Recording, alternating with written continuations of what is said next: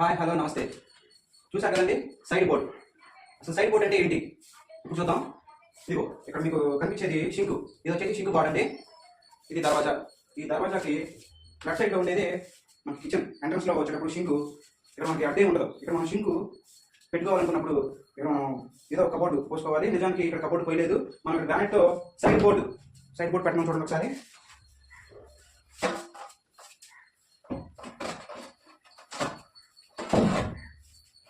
Granite side board.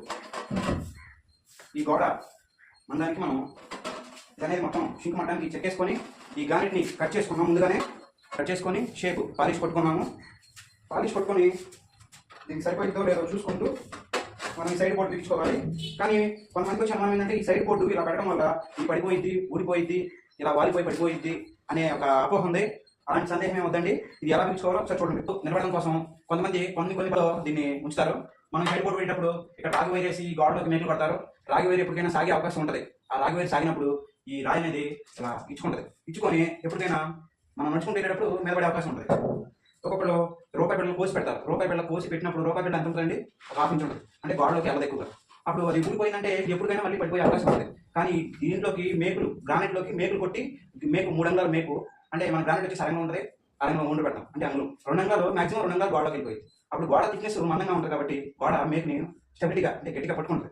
దానివల్ల ఎప్పుడు ఈ గ్రానైట్ ఊడే అవకాశం ఉండదు. ఒకసారి మనం ఈ మేకులు కొట్టే చూద్దాం. ఒకసారి మేకు కొట్టేటప్పుడు మాత్రం రాయి మనం కొట్టే రాళ్లలో చూసుకోవాలండి. మనం ఇటు రాయికి సెంటర్ చేసి కొట్టుకుంటే ఎక్కువ కాలం బాగుంటుంది. షింకు, ఈ షింకుకి మనం మేకు కొట్టేటప్పుడు ఈ షింకు నుంచి కనీసం 4 అంగుళాలు దిగుకి మనం మేకను కొడితే షింకు లోపల గట్టిగా పట్టుకునే అవకాశం ఉంటుంది. ఒకసారి మేకులు కటింగ్ చూద్దాం.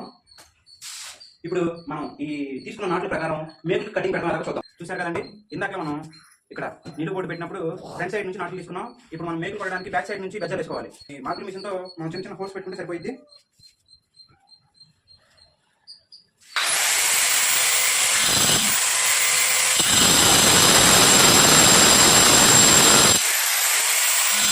ఇది 4 అడుగుల బోర్డు. 4 అడుగుల బోర్డుకి 5 మేకులు అయితే సరిపోతాయి.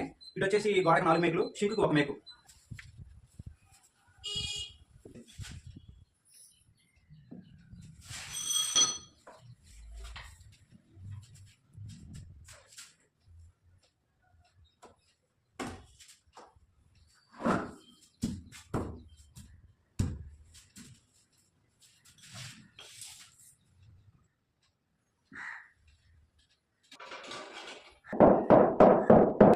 సైడ్ బోర్డు ఇప్పుడు మనం బిగించేసాం.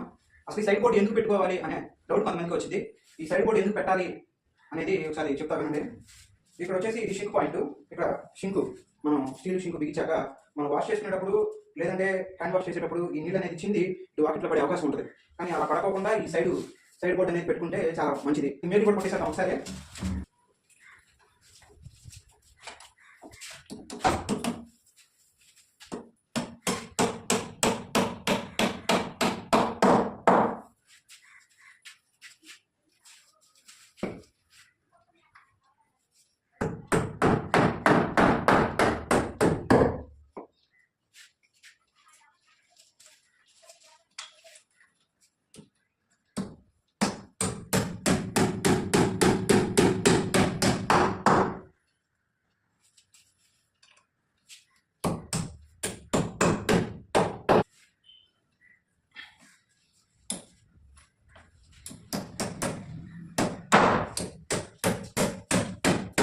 అవకాశం అసలు ఉండదు. ఇది రాదు కూడా. మా వీడియో నచ్చితే లైక్ చేయండి, షేర్ చేయండి, కామెంట్ చేయండి. Please subscribe.